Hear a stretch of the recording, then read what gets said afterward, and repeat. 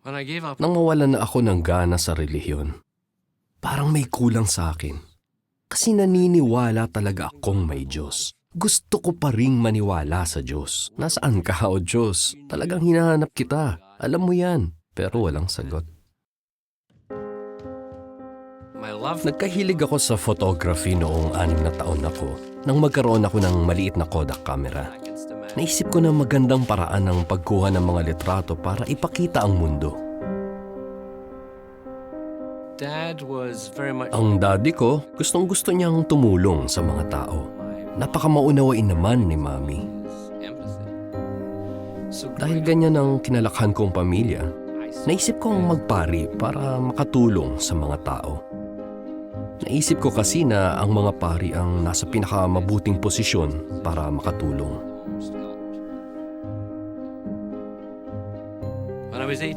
Noong 18 anyos ako, nag-aaral ako sa seminaryo para maging pari.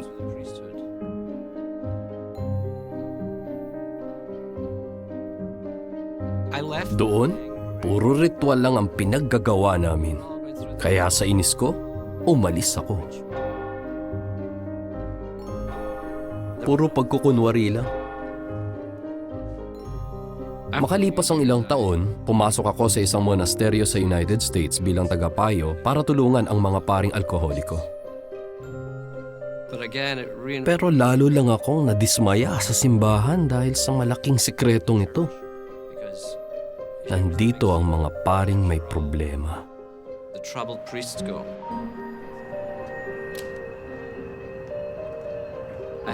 Lahat pala ng pinaniniwalaan ko ay puro kasinungalingan. Sinubukan ko ang Zen Buddhism, Tibetan Buddhism. Kung ano-anong relihiyon ang sinuri ko, pero wala roon ang sagot. Wala. Kaya sabi ko, ayoko na.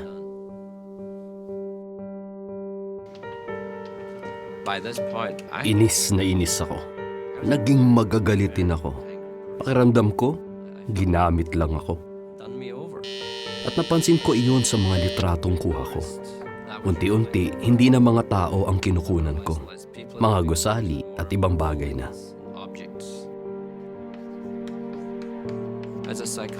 Bilang isang psychology at counseling professor, misyon ko na turuan ang mga estudyante ko na magpasya para sa kanilang sarili. At hindi lang basta tanggapin ang anumang sabihin sa kanila. Galit ako sa mga organisasyong nagsisinungaling sa mga tao. Marami na akong pinag-aralan, pero parang may kulang pa.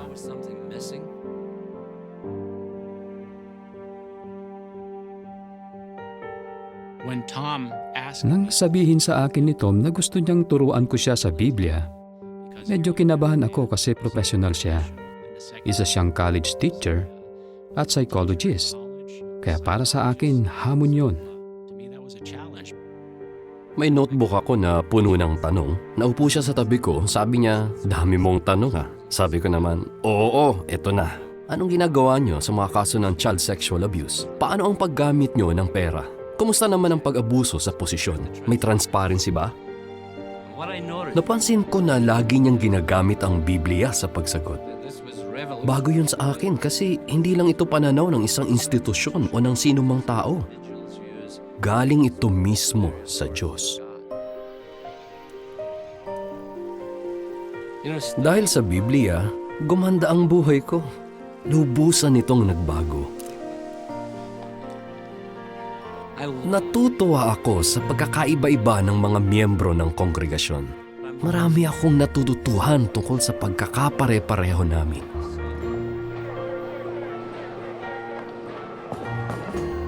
Ngayon, mas marami na akong kuha ng mga tao.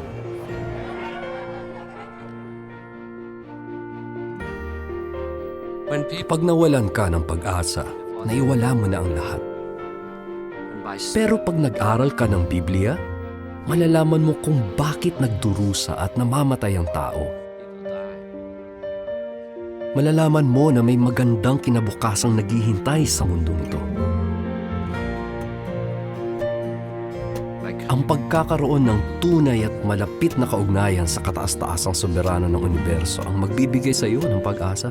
Masaya ako sa mga natututuhan ko araw-araw. Pero ang pagkakaiba, kumbinsido ako sa mga natututuhan ko. Ito ang katotohanan.